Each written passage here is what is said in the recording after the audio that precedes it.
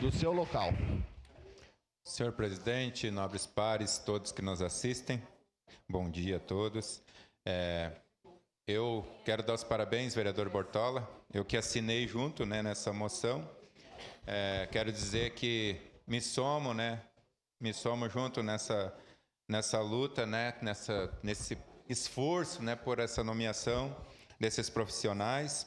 Eu, como presido a Frente Parlamentar de Prevenção à vida, combate às drogas, a gente sabe da importância que é ter essa segurança nas escolas, né? A gente sabe que tem muitas portas de escola que servem muitas vezes de ponto para o tráfico de droga, infelizmente, né? E a nossa guarda não tem braço para atender a todos.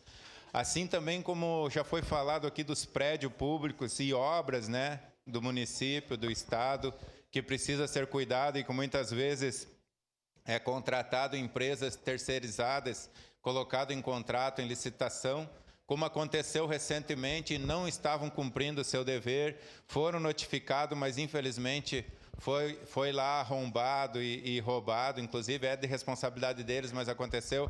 E aí eu questionei, né, por que isso não estava na mão da nossa guarda, e foi dito que a guarda não consegue abraçar, né, todo esse trabalho, não tem, né, efetivo para isso. Então a gente sabe da importância e da necessidade. Então quero dizer que votarei favorável e estamos juntos nessa batalha. Seria isso.